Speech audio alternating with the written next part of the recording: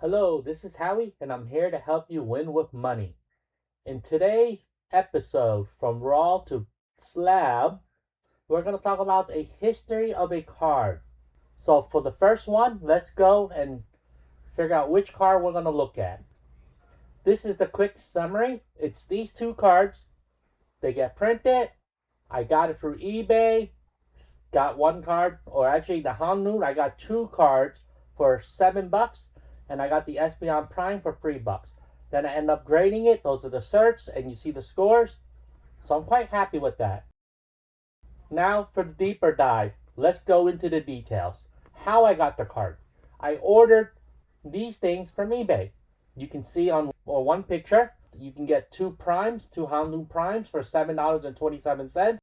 I won that. That seller happened to have multiple things I wanted, so I bid on them, won those, and then basically sent a request for a discounted shipping when you ship all those cards together.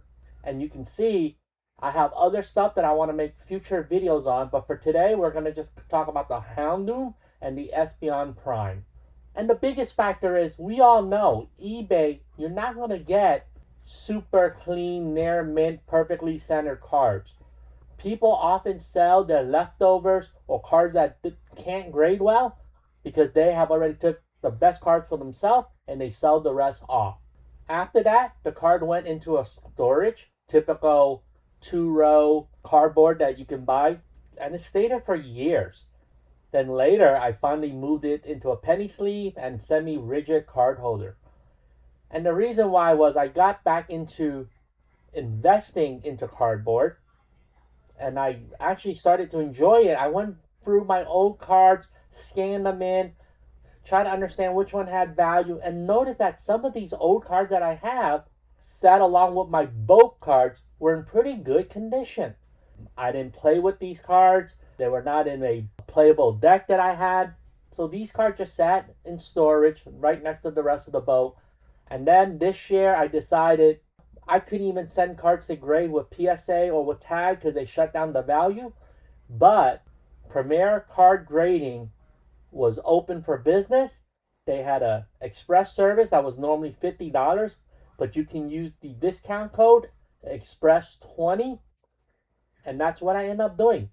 Sent free cards in, $20 a card, pay for insurance. It's roughly about $100 when you factor in the extra insurance that I bought, plus the shipping fees. And then I created a video on the unboxing of this, and you can see the result there. And to be honest, sure, will I love to have a 9 or 9.5 or a 10? Of course I would.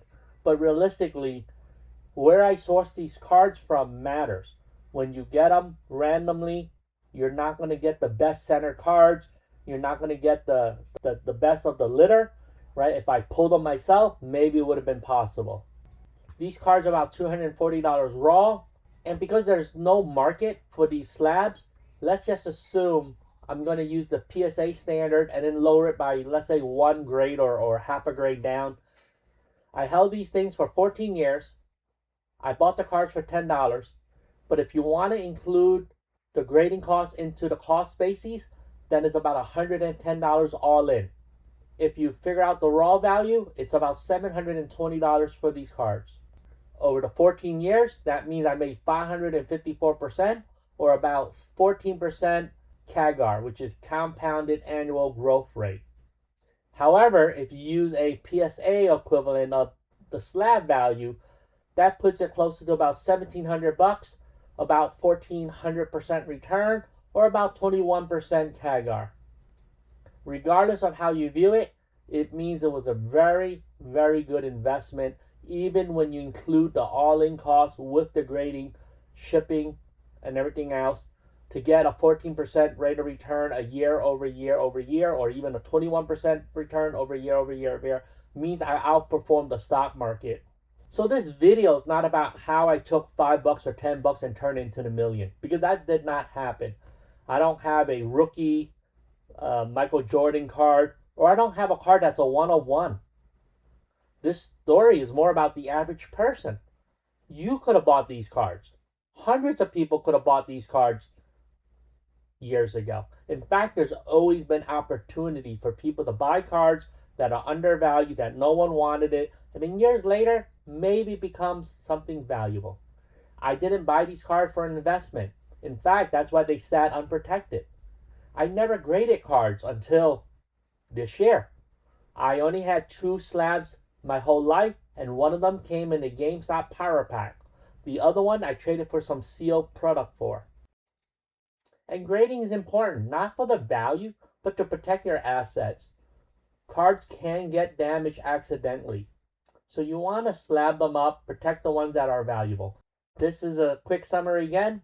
Hey, if you want to see more, I may send in more of my other cards in for grading, and then I'll create another edition of From Raw to Slab with some new cards, and we'll follow the history of it, and then we'll see what happened then. With that being said, thank you again. Like, subscribe, leave a comment. Thank you all, and we'll see you next month.